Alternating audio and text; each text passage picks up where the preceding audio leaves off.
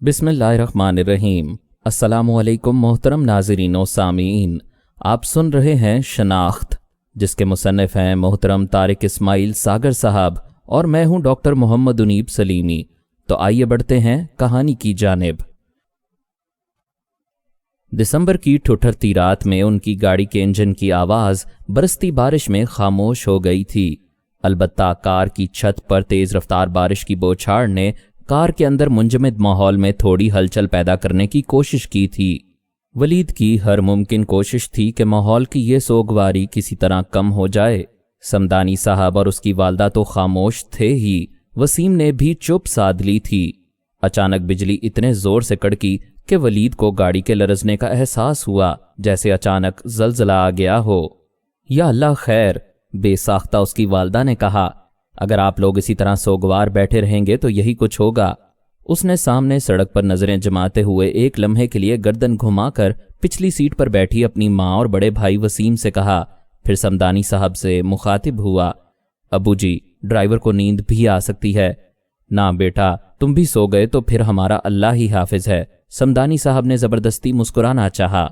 बेफिक्र रहें अब्बू जी, एकेडमी ने वक्त पर सोना और जागना बड़ी अच्छी तरह सिखा दिया है। उसने सही कहा था। ISSB पास करने के बाद उसने काकूल एकेडमी जब से ज्वाइन की थी, उसकी जिंदगी का चलन ही तब्दील हो गया था। दौरान तालीम उसके सोने जागने के कोई औकात मुकर्रर नहीं थे।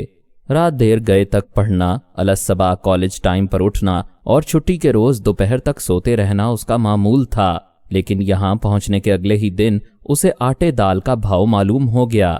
अपने तरबियती कोर्स के दौरान वो पहली मर्तबा एक हफ्ते की छुट्टियां गुजारने घर आया था, जहां उसके कई मर्तबा दरखास्त करने के बावजूद वसीम ने अपना फैसला तब्दील करने से इनकार कर दिया था। यार तुम समझते क्यों नहीं, एक रोज वसीम ने तंग आकर कहा, मैं ज़हनी मरीज बनकर रह गया हूँ। इलेक्ट्रॉनिक्स इंजीनियरिंग में इतनी अच्छी पोजीशन हासिल करने के बावजूद 1.5 साल से जलील हो रहा हूँ। अब तो मेरे दोस्तों ने भी मुझसे कन्नी कतराना शुरू कर दिया है। यहाँ कुछ नहीं रखा मेरे लिए, एक अच्छा चांस मिला है, मैं टूट चुका हूं वलीद। तुम नहीं समझोगे तो मेरा दर्द कौन समझेगा।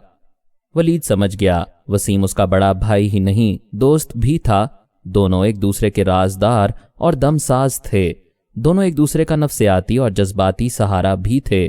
उसे इल्म था कि वसीम जैसा मेहनती और अपने काम से काम रखने वाला शख्स कभी इतना दिल बर्दाश्ता नहीं हो सकता था। लेकिन फरीहा ने उसे जो चोट लगाई थी, उसके बाद वसीम का संभलना मुमकिन नहीं रहा था। वसीम और फरीहा की मुलाकात यूनिवर्सिटी में ही हुई थी। दोनों अपने अपने डिसिप्लिन में बेहतरीन स्टूडेंट्स शुमार होते थे। दोनों की दोस्ती की बुनियाद भी यूनिवर्सिटी की लाइब्रेरी थी, जहां लाइब्रेरी बंद होने तक वही दोनों अपने काम में मगन रहते और लाइब्रेरियन को दरखास्त करके उन्हें उठाना पड़ता। इस दौरान दोनों के दरमियान मुख्तसर सी हेलो हाय ही हुई थी।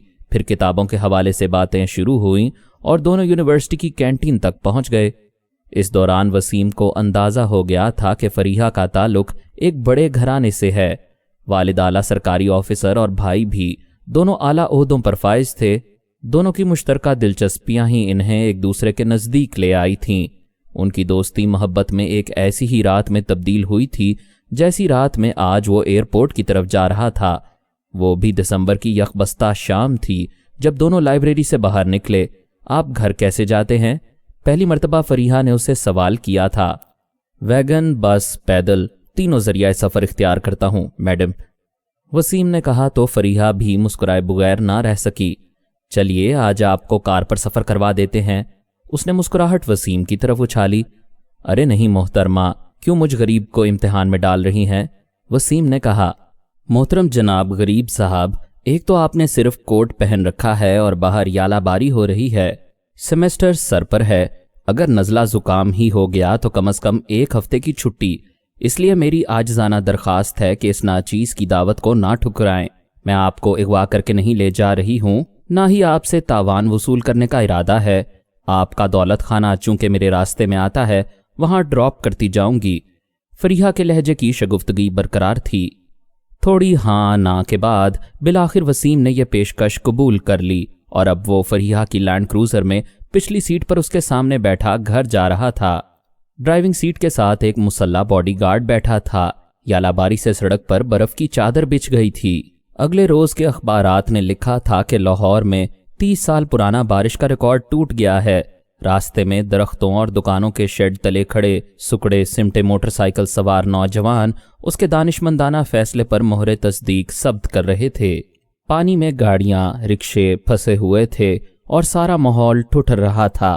گھر کے دروازے کے سامنے لینڈ کروزر رکنے پر اس نے فریحہ سے کہہ ہی دیا، اگر آپ برا نہ مانے تو غریب خانے میں قدم رنجا فرمائیں۔ فریحہ اس کے اس انداز دعوت پر بے ساختہ ہنس پڑی۔ کبھی کبھی تو لگتا ہے تم انجینئر سے زیادہ اردو مولا کے استاد ہو، اس نے وسیم کو داد دی۔ آپ کا حسن نظر ہے محترمہ۔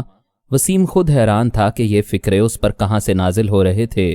اس بات میں کوئی شک نہیں کہ اس کے والد نے گھر میں چھوٹی سی لائبریری بنا رکھی تھی جہاں اچھے ناول بھی اس کے مطالعے میں رہتے تھے، لیکن گزشتہ 6 ماہ سے اس نے سوائے انجینئرنگ کی کتابوں کے اور کسی کتاب کو چھوا بھی نہیں تھا۔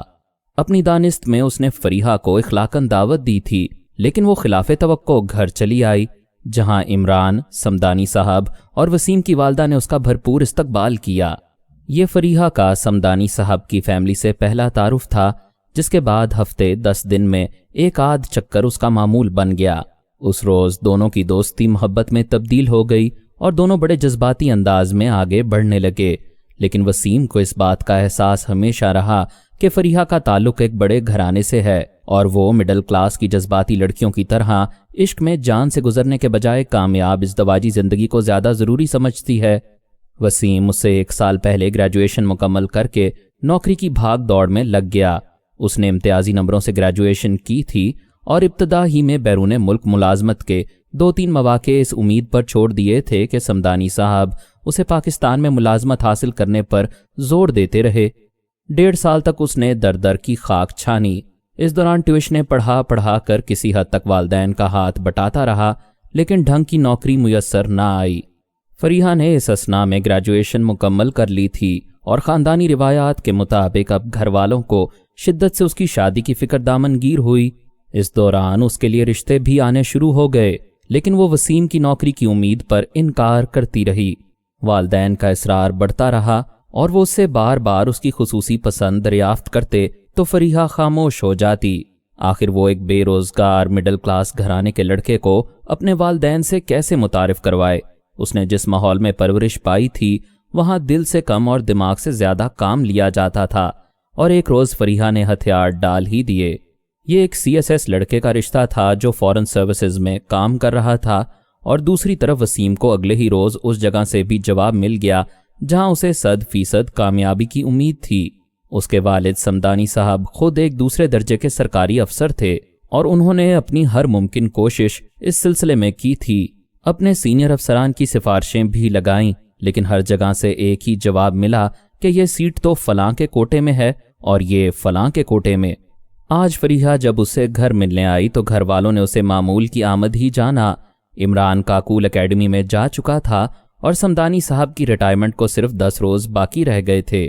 وہ آفس سپرنٹینڈنٹ کے عہدے سے ریٹائر ہو رہے تھے اور جانتے تھے کہ ریٹائرمنٹ کے بعد تو ان کے دفتر والے انہیں پہچاننے سے بھی انکار کر دیں گے، کیونکہ آج تک انہوں نے کبھی نہ کرپشن کی تھی اور نہ اپنے ماتحتوں کو کرنے دی تھی۔ ہر دوسرا شخص یہاں ان کا حاسد اور دشمن تھا اور جلد از جلد ان سے چھٹکارے کا متمنی۔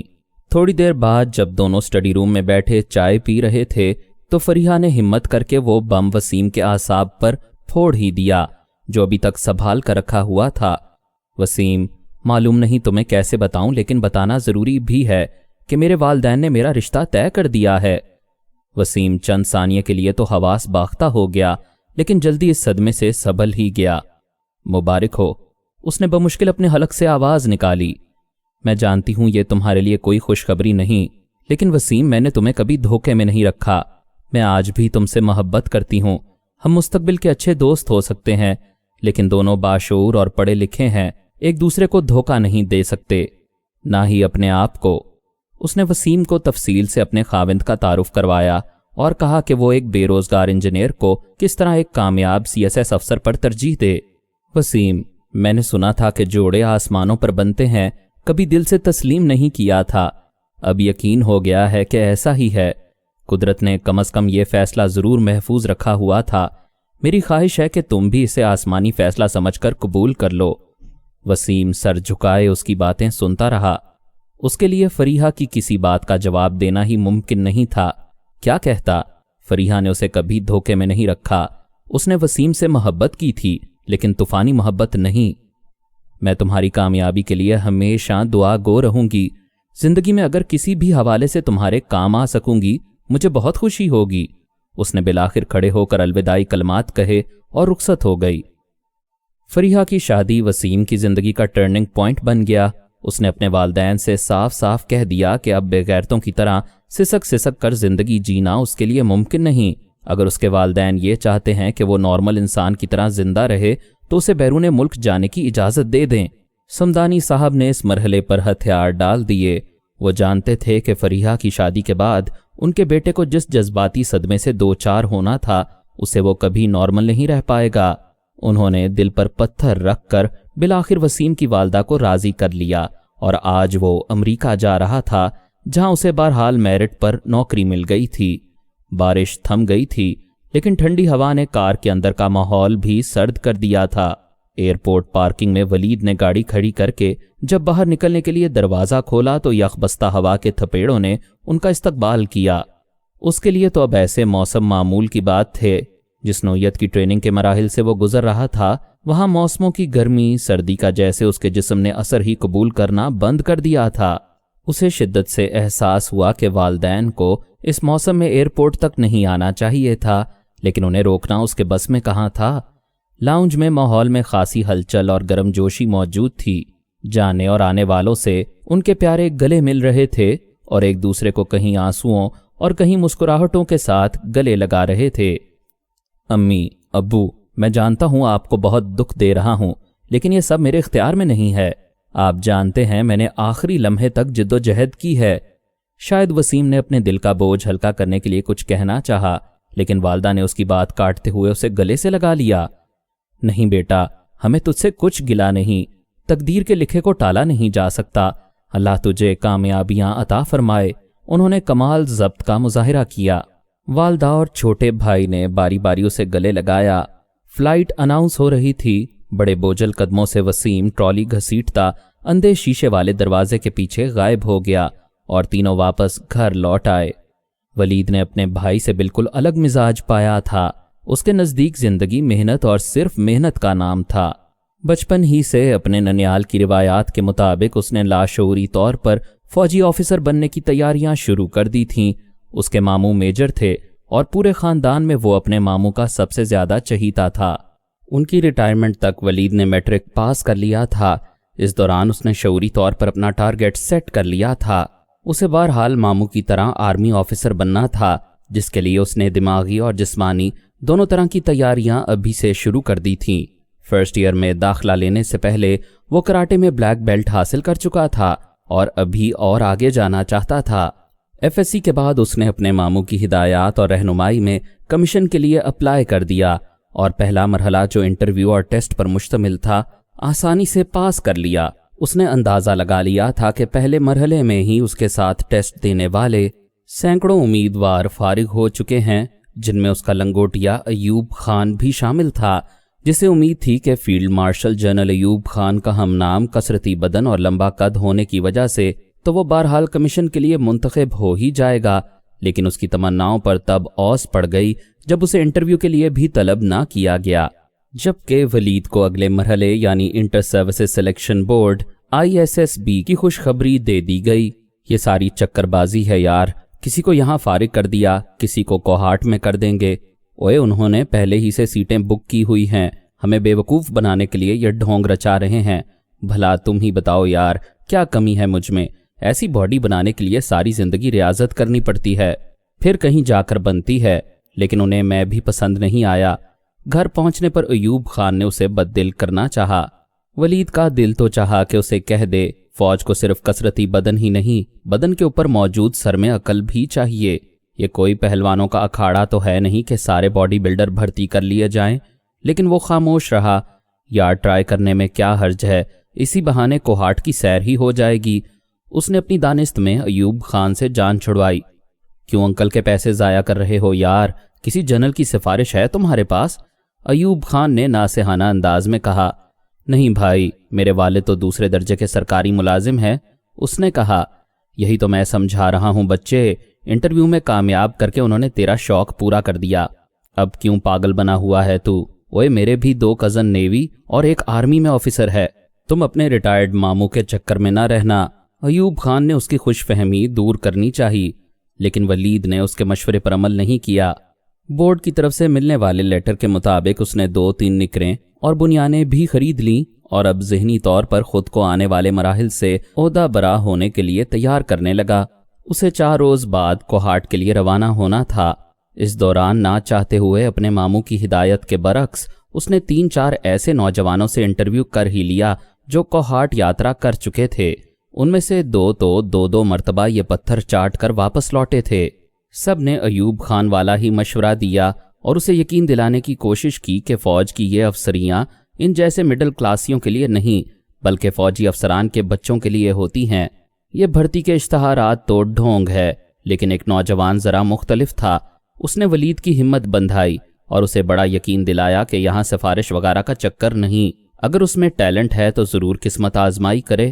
اس کے ماموں کو جب علم ہوا کہ صاحبزادے ریسرچ کرتے پھر رہے ہیں تو انہوں نے ولید کو اچھی خاصی ڈانٹ پلا دی۔ خبردار، اب کوہاٹ جانے سے پہلے کسی سے نہ ملنا، اور ہاں وہاں بورڈ میں بھی ایسے بہت سے دانشور اکٹھے ہوں گے، کسی کے چکر میں نہیں آنا، نہ کسی کی نصیحتوں پر کان دھرنا، صرف عقل اور اعتماد تمہارے کام آئے گا۔ انہوں نے ولید کو سمجھایا اور اس نے یہ سبق پلے باندھ لیا۔ وہ دن بھی آ گیا جب وہ وسیم اور والد صاحب کے ہمراہ ریلوے اسٹیشن کی طرف جا رہا تھا۔ مسز سمدانی نے امام ضامن اس کے بازو سے باندھتے ہوئے نصیحت کی تھی کہ اسے کوہاٹ پہنچنے پر ہی کھولنا اور یہ پہلے کسی غریب کو دے دینا، جبکہ ماموں صرف مسکراتے رہے۔ وسیم تو ساتھ جانے پر بضد تھا، لیکن ماموں نے زبردستی روک لیا۔ بیٹا وہ فوجی افسر بننے جا رہا ہے جس کے لیے سب سے ضروری ہے پر اعتماد ہونا، اکیلے سفر کرے گا تو اعتماد آئے گا۔ انہوں نے وسیم کو روک دیا تو مسز سمدانی بھی خاموش ہو گئیں۔ راولپنڈی سے کوہاٹ تک کا سفر اس نے بس پر کیا تھا اور مقررہ وقت سے 2 گھنٹے پہلے ہی کوہاٹ پہنچ گیا، جہاں شاید تمام ٹانگوں اور رکشے والوں کو اس کا انتظار تھا۔ اس بس سے اس کے علاوہ بھی 4-5 امیدوار برآمد ہوئے تھے، جن کو اپنے رکشوں اور ٹانگوں میں بٹھانے کے لیے ٹانگوں اور رکشے والوں کے درمیان باقاعدہ لڑائی چھڑ گئی تھی۔ کوئی ان کے سامان پر قابض تھا اور کوئی ان پر۔ خدا کر کے ایک ٹانگے میں ولید کا سامان اس سمیت رکھا گیا اور وہ عازم سفر ہوئے۔ بورڈ کے دروازے تک پہنچنے سے پہلے ٹانگے والا نہ صرف ان کے انٹرویوز کر چکا تھا بلکہ انہیں انٹرویو میں کامیابی کے 2-3 ٹپس بھی زبردستی دے چکا تھا، جس کے لیے اس نے طے شدہ کرائے سے 15-20 روپے زیادہ وصول کر لیے تھے۔ یہاں گیٹ پر ان سے پہلے بھی امیدوار موجود تھے، سب کا سامان قطار میں رکھا گیا تھا۔ معلوم ہوا کہ ان کی بھاگ دوڑ کسی کام نہیں آئی۔ وقت سے پہلے پہنچ کر کچھ ریلیکس کرنے کا ان کا منصوبہ دھرے کا دھرا رہ گیا، کیونکہ یہ لوگ طے شدہ وقت یعنی 4 بجے سے پہلے کسی کو اندر جانے کی اجازت نہیں دیں گے۔ ابھی 3 بجے تھے۔ تمام امیدوار ٹولیوں کی شکل میں جمع ہوئے اور انہوں نے ایک دوسرے کے ساتھ دعا سلام اور مختصر تعارف کے بعد فوراً اپنی اپنی پوزیشنیں سنبھال لیں۔ ولید سب کو حیرانگی سے دیکھ رہا تھا، جو اپنے ہمراہ گیٹ تھرو گائیڈ قسم کے کتابچے لائے تھے، جن میں کمیشن حاصل کرنے کے طریقے، ISSB پاس کرنے کے طریقے وغیرہ بتائے گئے تھے۔ بالکل امتحانی سینٹرز کے باہر کا نظارہ تھا، جہاں امیدوار امتحان شروع ہونے سے چند منٹ پہلے تک اپنے پاس موجود ٹیسٹ پیپرز کا رٹا لگاتے رہتے ہیں۔ یہاں اس جیسے بمشکل 3-4 ایسے امیدوار تھے جو خالی ہاتھ آئے تھے اور باقی سب انہیں بے وقوف سمجھ کر نظر انداز کر رہے تھے۔ یہاں اس کا پہلا تعارف ارشد خان سے ہوا، جس نے اس کے نزدیک آ کر ہاتھ ملاتے ہوئے اپنا تعارف کرانے کے بعد پوچھا تھا، یارا تم کوئی ٹیسٹ پیپر وغیرہ ساتھ نہیں لے کر آئے؟ جواب میں پہلے تو ولید مسکرایا، پھر دونوں نے مل کر کہا لگایا۔ دونوں نے اپنی اپنی توفیق کے مطابق گھر کے مطالعہ امیدواروں پر کمنٹس کیے اور اب دونوں ایک دوسرے سے گھل مل کر باتیں کرنے لگے۔ حیرت انگیز طور پر دونوں میں سے کسی نے بھی اندر پیش آنے والے حالات پر تبصرہ نہیں کیا۔ ارشد خان اسے اور وہ ارشد خان کو لطیفے سنا کر ہنساتے رہے۔ اس دوران سامنے کا گیٹ کھل گیا۔ سب سے آخر میں داخل ہونے والے وہ دونوں دوست تھے۔ دونوں اپنے بیگ اٹھائے اندر داخل ہوئے تو سامنے برآمدے میں باقی امیدواروں کے ساتھ ہی بیٹھ گئے، جہاں تھوڑی دیر بعد مقامی عہدیدار، جس نے ہاتھ میں ٹائپ شدہ کاغذ پکڑا ہوا تھا، वहां आ गया, जिसने उनके नाम और कमरों के नंबर पुकारने शुरू किए। वलीद भी हिदायत के मुताबिक मतलूबा कमरे में सामान रखकर वापस आया, जिसके बाद तमाम उम्मीदवारों की टी ब्रेक से तवाज़ो की गई। थोड़ी ही देर में वहां खस्ता समोसों का सफाया हो चुका था, क्योंकि उनमें ज्यादा उम्मीदवार वो थे जो अफरा तफरी में बाहर खाना ही नहीं खा सके थे। टी ब्रेक से फरागत के बाद दोबारा उनकी हाजिरी लगाने के बाद एक एक करके उन्हें एक कमरे में भेजा गया, जहां उनकी तस्वीर उतारी गईं और एक टैग उन्हें थमा दिया गया। यही उनका नंबर था। रात खाने के बाद उन्हें अलग सबा खुश ज़ौक और खुशबाश वेटर्स ने जगाकर बेड टी पेश की। जल्दी वो तैयार होकर निक्कर और बुनियान के साथ एक ग्राउंड में जमा हो गए, जिसके बाद उन्हें 10-10 के ग्रुप्स में तकसीम करके ग्रुप को अपने ख्यालात के इजहार के लिए एक मौजू दे दिया गया, जिस पर उनके ख्यालात जानने के बाद फिर दूसरा मौजू दिया गया। यहाँ से भुगतने के बाद उन्हें इनफरादी हैसियत में एक कमरे में बुलाया गया, जहां मुख्तलिफ मॉडल्स की शक्ल में कोई खतरनाक सिचुएशन पैदा की गई थी, जिससे इस मुश्किल में फंसने वालों को निकलने का रास्ता उम्मीदवार ने दिखाना था। मुमतहिन यानी GTO उसके जवाब से मुतमईन नजर आ रहा था, जिससे उसका हौसला खासा बढ़ गया। इसके बाद उन्हें एक कमरे में स्टेज के सामने खड़ा कर दिया गया।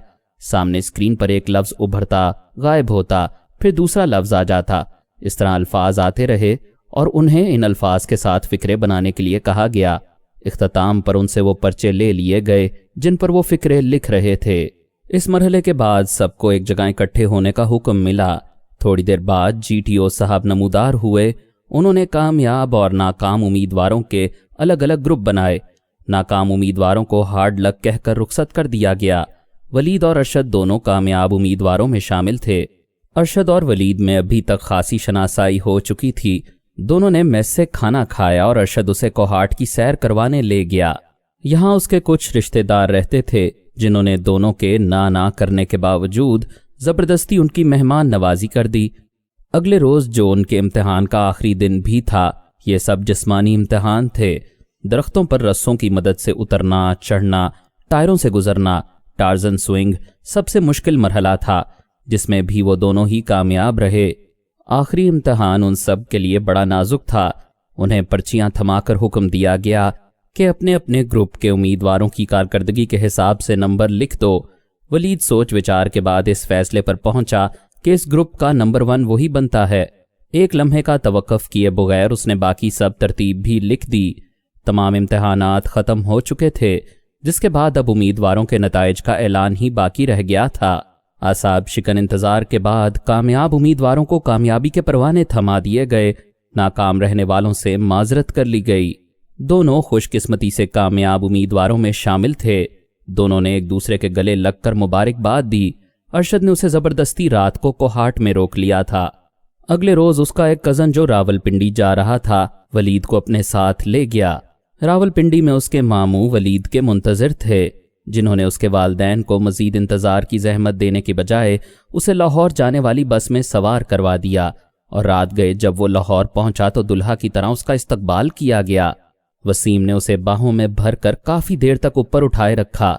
ऐसी ही गर्मजोशी का मुजाहरा दूसरे दोस्तों और अजीजों की तरफ से भी हुआ। 3-4 दिन तो दावतों की भेंट चढ़ गए, जिनमें एक खुसूसी दावत फरीहा की तरफ से भी थी, जिसकी वजह से उसने जिंदगी में पहली मर्तबा अपने शहर के एक 5 स्टार होटल को अंदर से भी देख लिया था। आज तक तो वो उसे दूर ही से देखता रहा था। अभी बमुश्किल 5 दिन गुजरे थे कि GHQ से लेटर आ गया। उसे 2 रोज बाद ही काकूल एकेडमी के लिए रवाना होना था। इस मर्तबा उसके ना करने के बावजूद वसीम उसे एबटाबाद तक छोड़ने गया।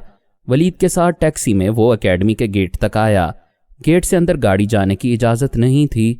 यहीं उससे बगलगीर होकर वसीम वापस लारी अड्डे की तरफ चला गया।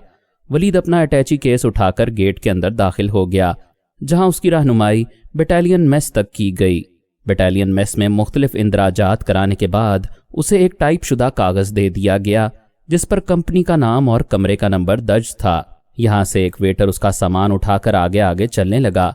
वो उसे मेस से कंपनी तक ले आया था। अब वलीद सामने सीढ़ियां चढ़कर ऊपर जा रहा था।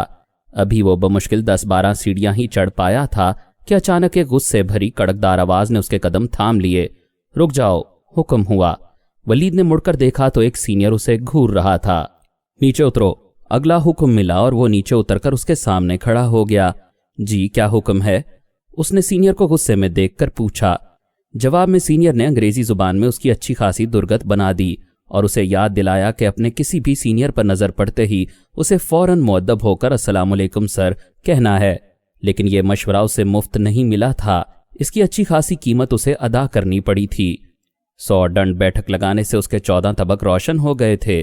फिर शायद सीनियर को उस पर रहम आ गया और उसे आगे जाने की इजाजत मिल गई। लेकिन जब तक सीनियर अपने कमरे में नहीं पहुंचा, उसे दीवार की तरफ मुंह करके अस्सलाम वालेकुम सर की तकरार का हुक्म मिल गया। वलीद ने सीनियर के कमरे में पहुंचने के बाद भी ये तकरार इस खौफ से जारी रखी कि कहीं दोबारा इस सजा से ना गुजरना पड़े। अस्सलाम वालेकुम सर की गर्दान उस वक्त खत्म हुई जब अरशद ने, जो खुद भी ऐसी सजा भुगत कर यहां तक आया था, उसके कंधे पर हाथ रखकर खुशखबरी सुनाई कि सीनियर साहब अपने कमरे में कभी के पहुंच चुके हैं। उसके साथ सामान उठाकर आने वाला वेटर खामोशी से एक कोने में खड़ा यह नजारा देख रहा था। चलें सर, उसने सवालिया अंदाज में वलीद की तरफ देखा। अभी तुम्हारी तसल्ली नहीं हुई? उसने अंग्रेजी में सौखनों की तरह वेटर को ताना दिया, जो मुस्कुराता हुआ उसके आगे आगे चलने लगा। यार तुम ही मेरे कापिल होना? उसने अचानक रुककर अरशद से दरियाफ्त किया। उसे बताया गया कि अपने कपल से राबता कायम करे। नहीं ब्रदर, तुम्हारे मेरे बल्कि हम सब के कॉर्पोरल का नाम सर हसन खान है। और अब उठो, फौरन उन तक पहुंचना है वरना किसी और इम्तिहान में ना फंस जाएं। अरशद खान मुस्कुरा रहा था और वलीद को उसकी मुस्कुराहट जहर लग रही थी, लेकिन फिर बेसाख्ता उसके होंठों पर भी हंसी आ गई जब अरशद खान ने उसे मखसूस इशारे के साथ बाहर आने के लिए कहा। खुद वो इससे पहले बाहर निकल गया था। वलीद ने बाथरूम में एक लम्हे के लिए अपनी हालत का जायजा लिया, जल्दी से मुंह पर पानी के छींटे मारकर तौलिए से मुंह साफ किया और कमरे के बाहर तवील राहदारी में दूसरे जूनियर कैडेट्स के साथ चलने लगा। थोड़ी देर बाद वो अपने senior corporal sir Hasan Khan के सामने हाजिर थे, जिन्होंने पहले उन्हें एकेडमी में अपने सीनियर के सामने खड़े होने के आदाब पर लेक्चर दिया, जो वो पहले ही सुन चुका था। जिसके बाद उन्हें हुक्म मिला कि क्वार्टर मास्टर से अपनी किट ले आओ। क्वार्टर मास्टर तक उसकी रसाई बखैर आफियत हो गई, जिसने उसकी तवक्कुआत के बरक्स सिर्फ यूनिफॉर्म के बजाय पहले उसे एक टाइप फहरिस्त थमाई, जिसके बाद यूनिफॉर्म, कंबल, तकिया, चादरें, small bag, big bag, field पट्टी और दीगर चीजों का ढेर उसके सामने लगाकर एक रजिस्टर पर उससे वसूली के दस्तखत ले लिए। इससे पहले कि वलीद उस ढेर को संभाले, क्वार्टर मास्टर ने नेक्स्ट का नारा बुलंद कर दिया, जिस पर उसे बड़ी फुर्ती से अपनी चीजें संभालनी पड़ी और सीनियर से बचता बचाता अपने कमरे तक पहुंचने में कामयाब हो गया। अरशद खान की आमद 15-20 मिनट बाद हुई थी, जिसने उसे बताया कि वो क्वार्टर मास्टर को मास्टर का क्वार्टर समझकर एक सीनियर से मास्टर के क्वार्टर को जाने का रास्ता दरियाफ्त कर बैठा था, जिसने उसे फौरन हैंड्स डाउन का हुक्म दिया। उसके डंटर पेलने के दौरान बाकी सीनियर्स उस पर कहकहे लगाते रहे, जिसके बाद तरस खाकर उन्होंने क्वार्टर मास्टर का मतलब समझाया और उसकी रहनुमाई की। दोनों ने मिलकर जोरदार कहकहा बुलंद किया था। अब दोनों डिनर के लिए मेस की तरफ जा रहे थे। दोनों ने कोशिश की थी कि मेस तक बगैर किसी चेतावनी के पहुंच जाएं और ये कोशिश कामयाब भी रही, लेकिन किस्मत ने उनका साथ नहीं दिया। दोनों एक दूसरे के ताकुब में मेस हॉल में दाखिल हुए थे और बाकी जूनियर कैडेट्स के साथ भी अपनी अपनी कुर्सी संभाल कर बैठ गए, लेकिन वलीद ने महसूस किया कि उनके साथी उन्हें देखकर मुसलसल मुस्कुरा रहे हैं। 2-3 ने तो बड़ी मुश्किल से अपनी हंसी रोकी हुई थी। दोनों ने एक दूसरे की तरफ इस्तेफामिया नजरों से देखा तो वलीद को उनके मुस्कुराने की वजह समझ आ गई। उसने देखा मेज के दूसरी तरफ एक सीनियर खाना खा रहा था, जिसने खाना खत्म करने के बाद दोनों को खड़े होने का हुक्म दिया और उन्हें आदाब खुर्दोनोश से आगाह किया, जिसके मुताबिक अगर कोई सीनियर वहां पहले से मौजूद हो तो उससे पहले बैठने की इजाजत तलब की जाती है। इजाजत मिलने पर अपनी नशिस्त पर बाएं तरफ से बैठना है, उठते हुए दाएं तरफ से उठना है, लेकिन कुर्सी की आवाज नहीं आनी चाहिए। दाएं हाथ में चम्मच, बाएं हाथ में कांटा और जिस प्लेट में खाना रखा जाए उस पर बने एकेडमी के मोनोग्राम का रुख सामने की तरफ हो। दोनों ने मुअद्दब अंदाज में यस सर कहकर अपने सीनियर को यकीन दिलाया कि उन्हें आदाब खुर्दोनोश से आगाही हासिल हो गई है। अब दोनों की ख्वाहिश थी कि जल्दी से कुछ खा लें, क्योंकि सीनियर्स की तरफ से उनके साथ अब तक जो सलूक हो चुका था उसके बाद दोनों भूख और नकाहत से बेदम हो रहे थे। लेकिन उनकी इस मासूम ख्वाहिश का गला घोंट दिया गया। दोनों को हुक्म मिला कि 15-15 मरतबा हॉल के बाहर से अंदर आकर ये साबित करें कि उन्हें सर की बात वाकई समझ आ गई है। दोनों ने बेबसी से एक दूसरे की तरफ देखा और अपने काम में जुट गए। جب ان کے سر کو یقین ہو گیا کہ وہ جھوٹ نہیں بول رہے تو انہیں کھانے کی اجازت مل گئی، لیکن دونوں نے کھانا صرف چکھا تھا، کھایا اس لیے نہیں کہ اگر کھانے کے دوران کسی ادب آداب میں خطا کھا گئے تو نہ جانے کس سزا سے گزرنا پڑے۔ مزید اقساط سننے کے لیے ہمارے چینل کو سبسکرائب کریں اور بیل آئیکن کو کلک کریں تاکہ آپ کو ہماری ہر آنے والی نئی ویڈیو کی نوٹیفیکیشن ملتی رہے۔ ہماری ویڈیوز کو لائک اور شیئر کریں اور کمنٹ سیکشن میں ہمیں اپنی رائے سے آگاہ کرتے رہیں۔